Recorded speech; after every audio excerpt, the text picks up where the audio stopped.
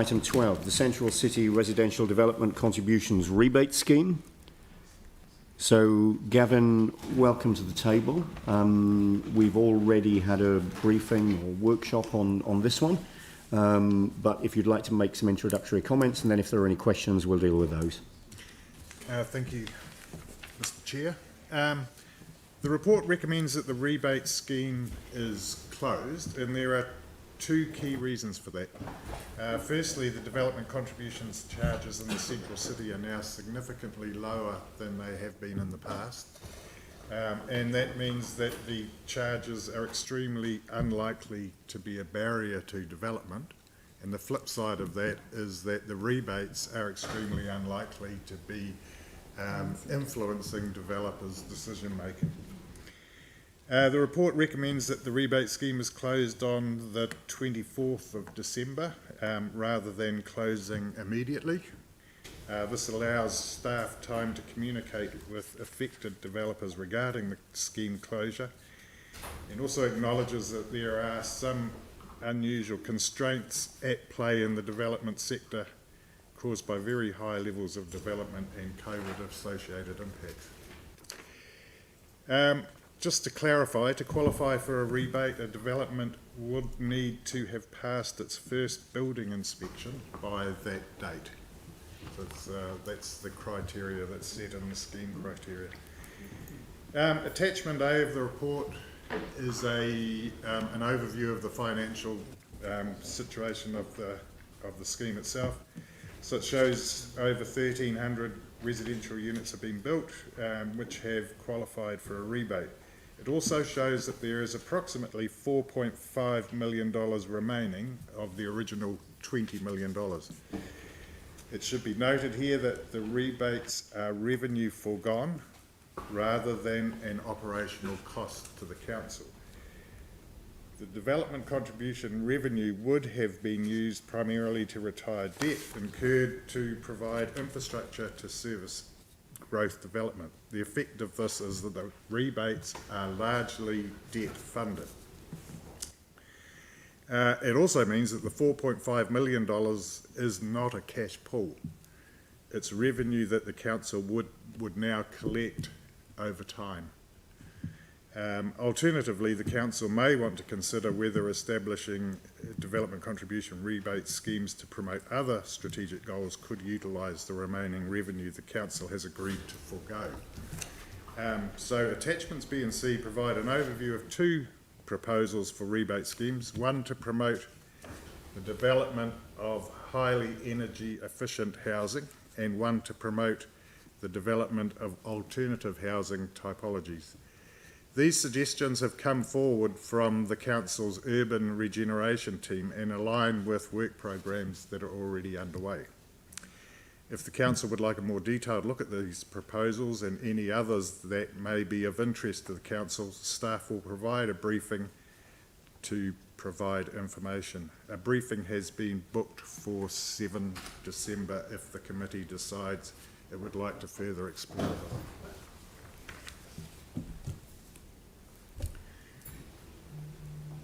That's everything? That's me for now. Excellent. So you've answered one of the questions that I had already, which was the date for the briefing, so 7th of December. That's great. And then my other question relates to the rationale for the end date. So we've got 24th December at 5 o'clock in the evening. What's the rationale for that date? How did you arrive at that date? The date gives us some time to communicate with developers about the closure of the scheme and then allow them, if they're able to get their developments to a point whereby they'll qualify for a rebate. And that acknowledges that there are issues in the development sector at the moment that are effectively slowing developments down, but this gives them that 2-month period to catch up, if you like, rather than close it immediately. All right, that's fine. Now, we've got James who's indicating that he wants to move this, and Jake who's indicating he wants to second. So that's the staff recommendation. Let's move to questions, and then we'll do that. So, James. Do you mind if I just signal to clarify? I'm moving it pro forma. I don't agree with recommendation 1, but I agree with recommendation 2, but I'd like to introduce it, speak to it, and to help the meeting, I'll move it pro forma, but then vote against 1 and support 2. But we've traversed it well in the workshop and have done this many times, so no questions. Right, so no question. So sticking with questions, Yanni. Sorry, the evidence is kind of overwhelming that, I mean, people are making really good return on Central City residential. Why would we not just stop it from today or from next week? The council has the opportunity to do that, but that won't enable us any time at all to advise developers of what is happening and arrange for an orderly closure of the scheme. So we need to be careful, I think, that we're not springing something on a development sector that is, while it's not struggling per se, there are constraints around things like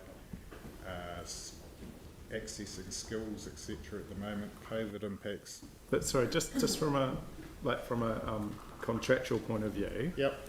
in terms of the scheme, Yes. is there anything that contractually prevents us from closing it next week or in 2 weeks or at the end of this month? No, there's not.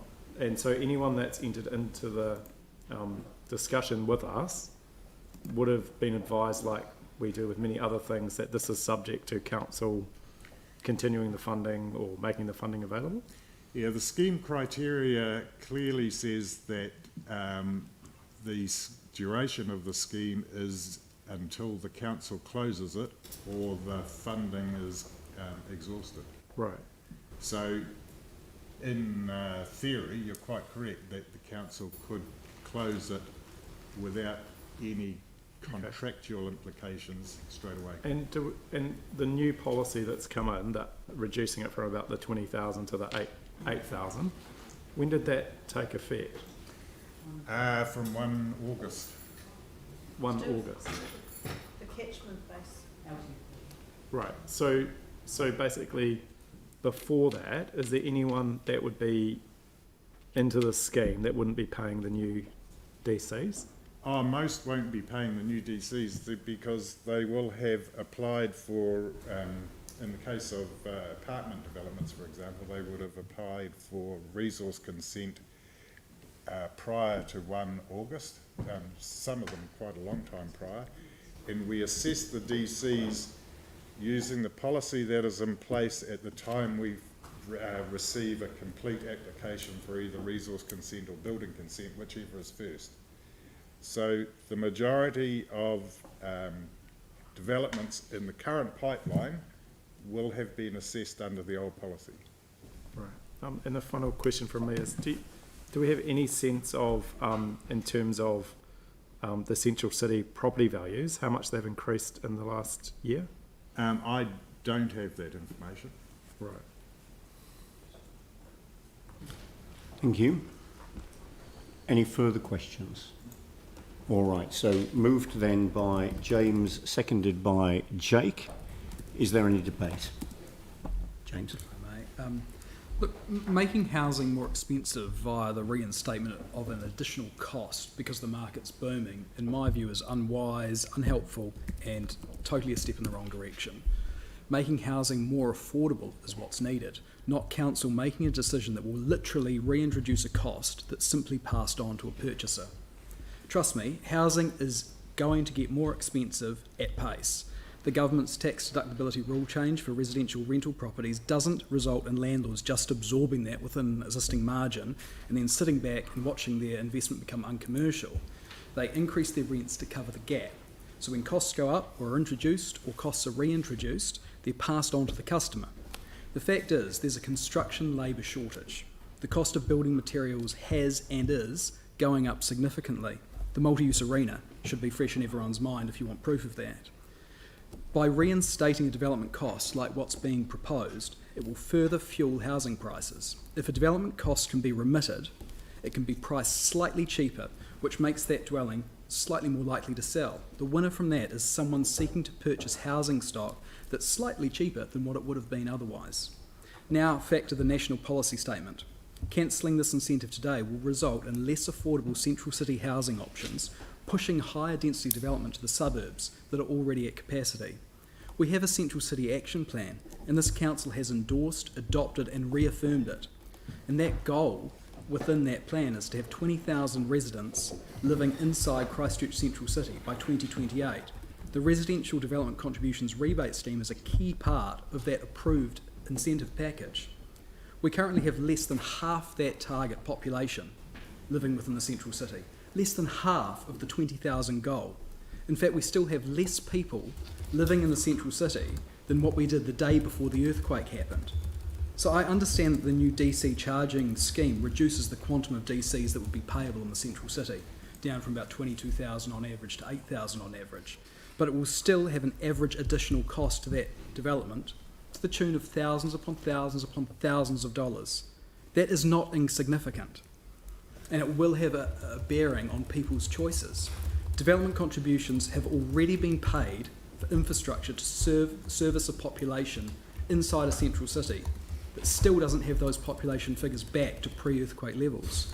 So look, morally, I don't believe that you can reintroduce a charge to pay for infrastructure to service a population that still isn't there yet. So further to that, it sends a very poor signal for potential central city investment. It sends a very poor signal to potential central city home buyers, and it completely undermines and contradicts a policy and an initiative that this council has adopted in this current council term. So recommendation 2 says that it will explore other possible rebate options. I agree with that. Before you cancel the current one though, like recommendation 1 suggests, let's at least know what we can replace it with and then determine whether or not it's better. So I guess what I'm saying is don't put the cart before the horse. A lack of housing supply that's not in line with demand is what's contributing to this boom. Disincentivising the development of more stock in an area that you specifically want to have more of it simply doesn't align with the council's policy that we've approved, and I do not think at all that this council can be proud to support doing that. So I will vote against recommendation 1 and vote for recommendation 2 to ensure that the cart goes after the horse. And if you wish to save suburbs from over-intensification, and if you believe the Central City Action Plan needs to be adhered to, then I sincerely hope the majority of this council doesn't then do a U-turn on that at this time. Thank you. Sarah. Thanks so much.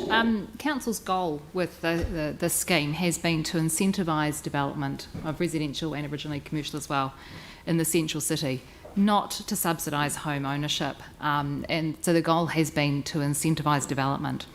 There is now no lack of development in the central city and no shortage of demand for those homes. If we're going to try and make homes more affordable, we need to focus on lower-end homes for first home buyers, something that my colleagues voted against just within the last week. Thank you. Yanni. Yeah, I'd like to move an amendment for number 1, that the scheme closes at the end of October 2021. Is there a seconder for that amendment? Melanie. Thank you. Just like to speak to that. This money is funded from rates. Let's be really clear. This has got an annual rates cost to do, and I cannot see any reason why the ratepayers should be funding these developments in the central city.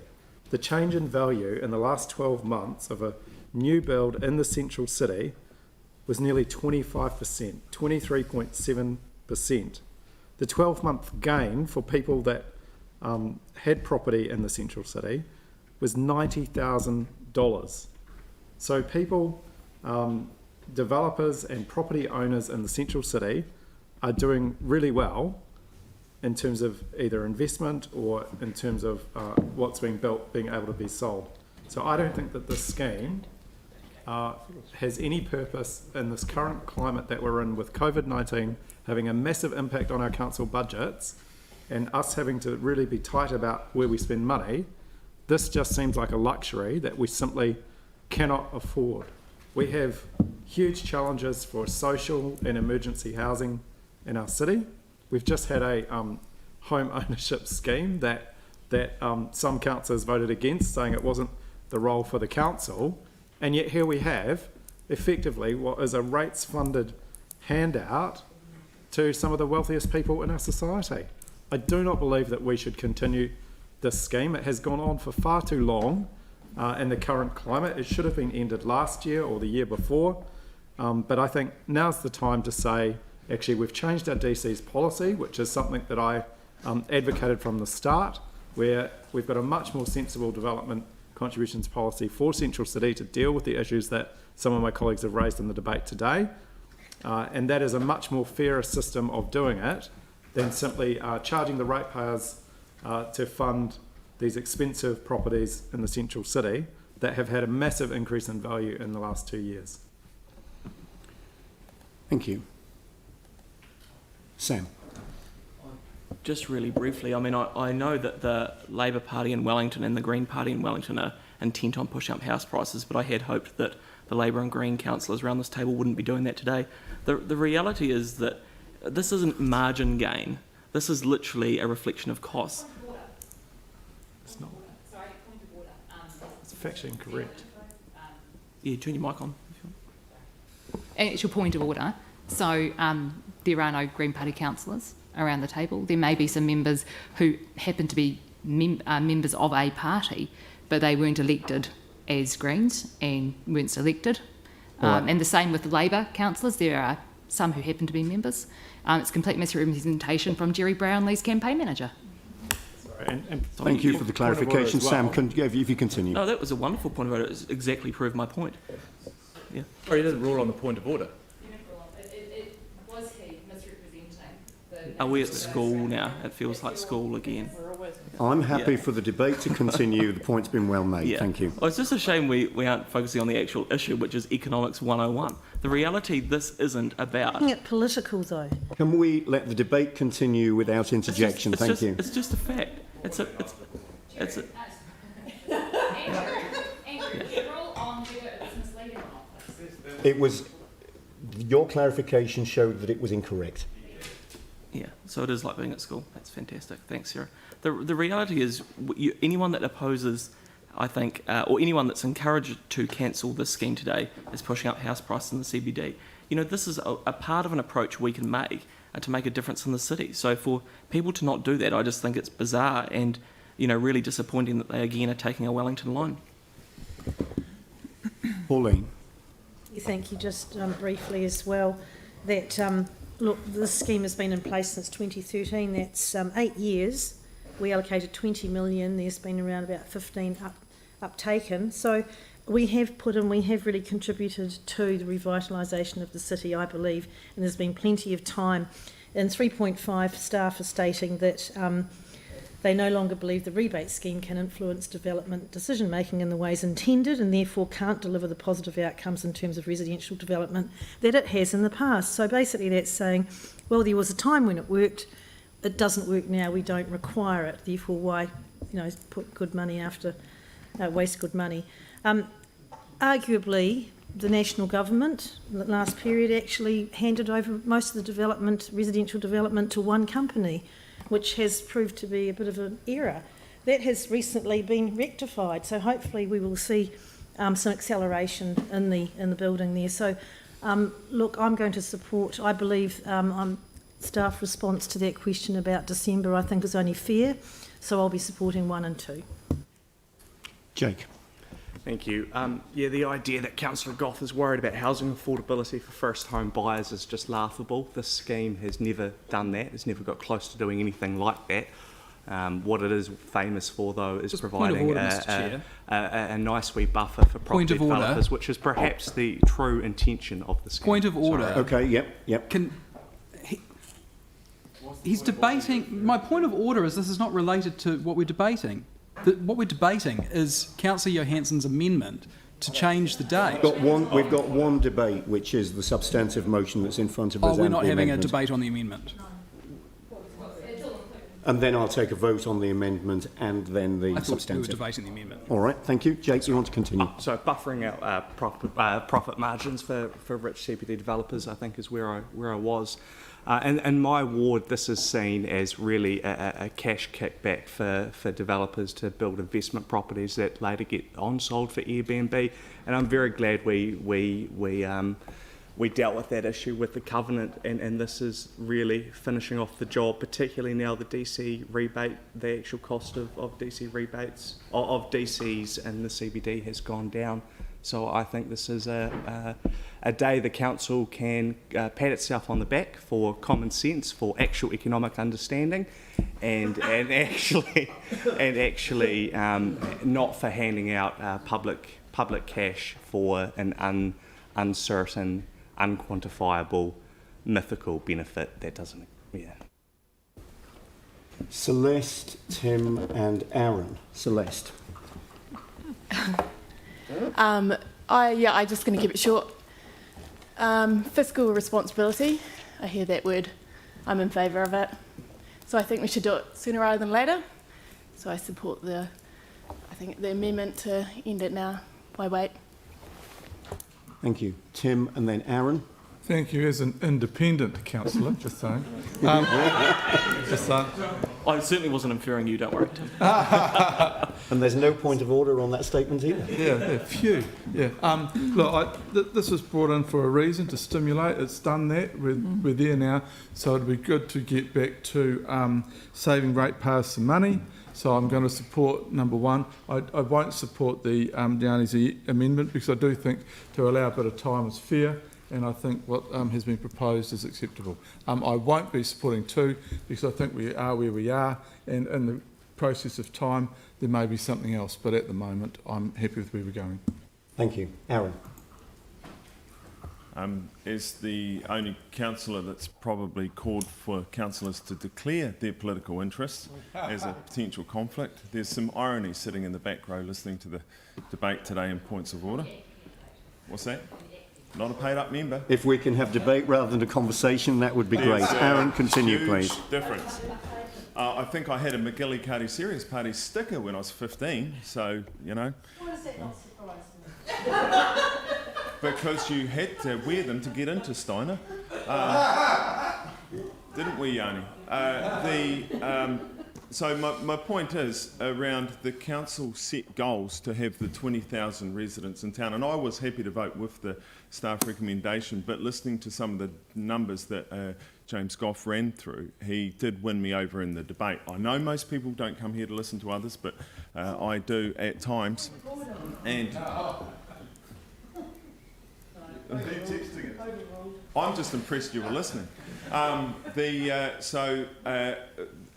We're aiming for the 20,000 residents in the inner city, and for the excuse to be pulled out that we throw money at trying to subsidise an outcome is very, very rich at this table, because I think every time we throw money at something to get a particular outcome that councillors want, we should have a little bell. Problem is the bell would burn out because it would be constantly ringing in here. So thanks for listening, everyone. It's been an interesting debate, but if we're talking economics, economics 101, the incentive to development is demand, and the demand is also the cause of price escalation. And I've always been concerned, particularly in the latter years of this scheme, that the incentives were not necessarily producing the outcomes that we were looking for. And certainly any suggestion that the benefit of the development contribution rebate in the central city was passed on to the pockets of the final purchaser of the developed property has never been proven. That's not to say it hasn't happened, but it's never been proven. And I suspect if it did, it would have been in the early days of the scheme when the incentive to development was required, and that's the reason it was put in place, rather than in the latter years of the scheme where the price escalation and the increased demand, the market-driven price escalation and increased demand, have reduced the need for the application of it. So I've always been doubtful of that. I'm even less doubtful of it in a high demand environment where demand is causing escalation in price. I'm very comfortable to call a halt to this today. So that means that I'm not going to be supporting as in the staff recommendation, so I'm not going to be supporting the amendment. I think it's a respectful and sensible end to it to bring it to an end on the 24th of December for the reasons that staff articulated in the answer to my question. And I'm also happy for us to receive the briefing on any future schemes, realising that that may or may not result in anything being put in place. But I think it's good to have the discussion, particularly reflecting the fact that staff have already done the work. So I'll be supporting the staff recommendation as it stands today. Jimmy. Thank you, Chair. Yes, I also support the staff recommendation because the kind of development contribution rebate is one of the incentivized factor. But if we review the staff recommendation, particularly over the last the kind of several years, the interest rate dropped a lot to cut his historical low, to stimulate the economy, and also all those the business they develop the houses in Central City also out. That's true. That's a fact. Not any back to the 10 or 11 years ago. That time there's different environment because due to the earthquake, natural disaster, no one reluctant have to develop those housing to meet the market's need. But now it's a difference, demand huge, higher, more than the supply. Also, no, that is true. The other one is the development contribution policy will approve this one. Also, to charge per house, the unit is $22,000, drop to the $8,000. This another intensifies to those the developer would like to develop more houses to meet the market's needs. So that's why I think the staff, the information is quite reasonable. Particularly these incentivized factor become more less. Influence, more fraction, etc. So I go with the staff recommendation. Mike. Thank you. I'll keep this short. It's always a shame when councillors have to continually have anti-government narrative to try and form their debate and opinion. This isn't Parliament, this is actually local government, this is the Council for Otatahi, Christchurch, so let's just keep the debate in the subject. Quite frankly, Councillor Goff persuaded Councillor Kewen over there with his debate, but the reality is there is no evidence to show that actually this has benefit purchases by reducing the cost. There's no evidence. I actually support Councillor Johansson's amendment. Thank you. All right, so I'm going to put the amendment first. Can I close it off as the mover? As the mover, you may. Okay.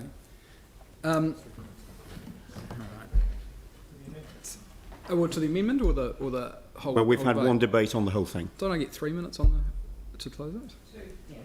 Oh, I better get.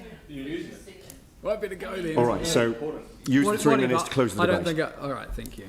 Look, demand is largely determined actually by supply, but talking about the evidence of this, we've seen this time and time again. Grant McKinnon even came in and offered to open up all of his books to demonstrate this. I have literally gone through this. Here's how it works. You don't use your own money. These are not the wealthiest people in the city. Sometimes some of them are actually the poorest because they're worth negative millions of dollars because they're using someone else's money. So to get bank funding, you agree a margin. It's called a development margin. And when factors change within your expenditure, the development margin doesn't change. You have to move other levers. So a development cost simply alters the final figure because the development margin, you're not playing with your money, you're playing with the bank's money. So that is agreed. That doesn't move. So if the cost of piling, for example, which is significantly higher in the central city, increases by $100,000 and you have got 10 units, then the price of those units is going to be $10,000 more expensive to retain the development margin to satisfy your financier/bank. So you don't need to be convinced. Do a frickin' development. It is literally on every single person's books and you can ask anyone to see it. So to sit here and have people say that they're not convinced about how to undertake a development is absolutely horrifying. Every development works that way. Go to the bank and try and undertake a development yourself and change the cost of an expense or a development cost, and you can't then take that from your margin because it's agreed. So this is, I just really fear that misinformation and chips on shoulders is what is fueling this decision making, and nothing related to reality. The simple fact is you want to incentivise what you want more of. And I'm sorry the job isn't done yet. We have 8,000 residents. The goal is 20,000. 10,000 people lived here before the earthquake. This is a joke if you pass this. So I'll put the amendment first. So all those in favour of the amendment, say aye. Aye. Those against? No. No. Okay, so let's take a division on that, please. The Mayor? No. Councillor Turner? No. Councillor Chen? No. Councillor Coker? Yes. Councillor Collar? No. Councillor Davidson? Aye. That was a yes? That was an aye. Sorry? Yes. That was a yes, sorry. Councillor Galloway? No. Councillor Goff? No. Councillor Johansson? Yes. Councillor Keon? No. Councillor McDonald? No. Councillor Major? No.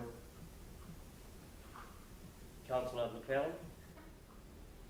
No. Councillor Scandrick? No. Councillor Templeton? No. And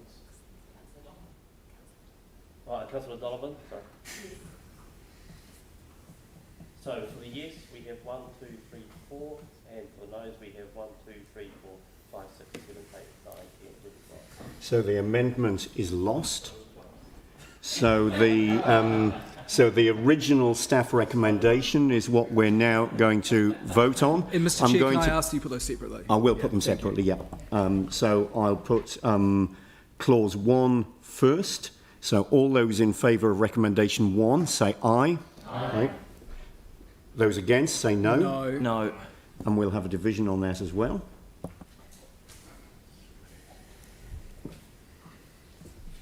Councillor Templeton? Aye. Councillor McLeod? Aye. Councillor McDonald? No. Councillor Johansson? Yes. Councillor Galloway? Yes. Councillor Coker? Yes. Councillor Chen? Yes. The Mayor? No. Councillor Scandrick? Yes. Councillor Major? No. Councillor Keon? No. Councillor Goff? No. Councillor Davidson? Aye. Councillor Cotter? Yes. Councillor Turner? Yes. So the yeses are 1, 2, 3, 4, 5, 6, 7, 8, 9. Oh, sorry, Councillor Donovan, sorry. Yes. Sorry. Let's change its paper. Yeah, we need to update the paper. So the yeses are 1, 2, 3, 4, 5, 6, 7, 8, 9, 10, 11, and the noes are 1, 2, 3, 4, 5. So that's carried. And then clause 2, recommendation 2, all those in favour say aye. Aye. Against? No. That's also carried. Thank you.